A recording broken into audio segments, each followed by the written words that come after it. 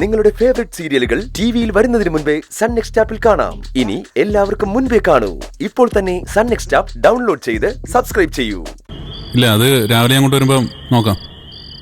ഇല്ല കുഴപ്പമില്ല, ഞാൻ പറഞ്ഞിട്ടുണ്ട്. സാറേ, ആ എന്താ ചേട്ടത്തി? ഞാനൊരു കാര്യം പറഞ്ഞ അത് ആമിമോള് തൽക്കാലം അറിയരുത്. അത് ആ കുട്ടിക്ക് സങ്കടാവും. എന്താ? ദാ ഇത് സാറ് കൈ വെക്കണം.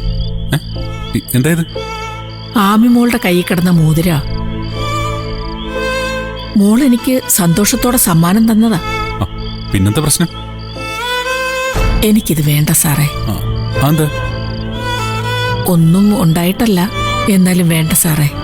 അല്ല, നാളെ അവളുടെ മനസ്സ് മാറുമ്പോ തിരിച്ചു മേടിക്കുന്നു കഴിച്ചിട്ടാണോ? അതൊന്നുമല്ല. പിന്നെന്താ പ്രശ്നം? സാർ ഇത് സൗകര്യം പോലെ മോളെ പറഞ്ഞു മനസ്സിലാക്കി തിരിച്ചു കൊടുത്താ മതി. ഇത് മോളുടെ കൈ കിടക്കുന്ന കാണാനാ ഭംഗി. അല്ല, ചേട്ടത്തി ഇത് തിരിച്ചു തന്നെന്ന് അറിയുമ്പോഴല്ലേ അവൾക്ക് സങ്കടം ഉണ്ടാവുക.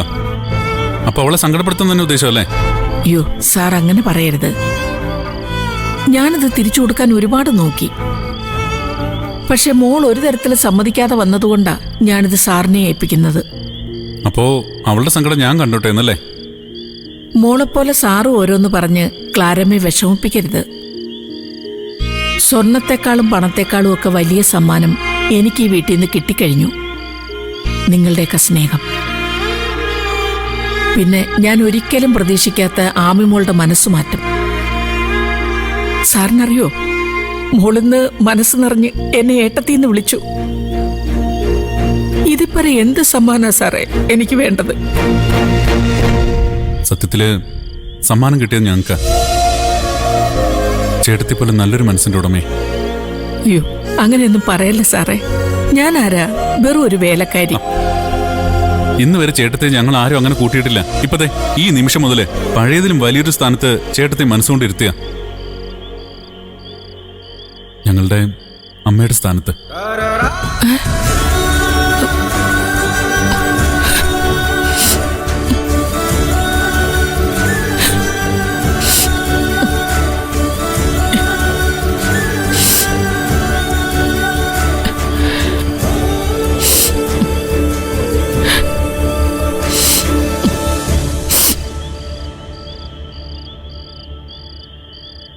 ഇത്രയൊക്കെ ഞാൻ അർഹിക്കുന്നുണ്ടോ സാറേ?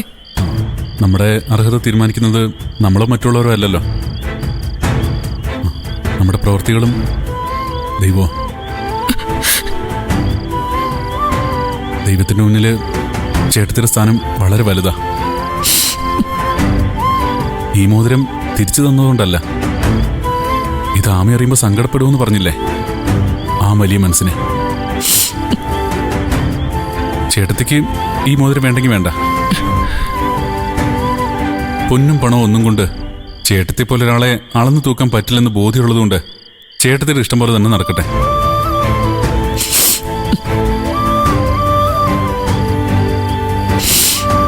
അല്ല, എന്തിന് ഇനി ഇവിടെ നിൽക്കുന്നേ?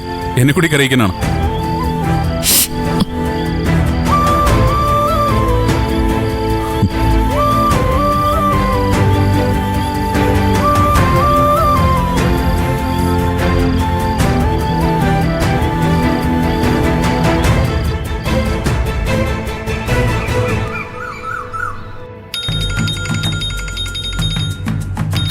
അയ്യോ,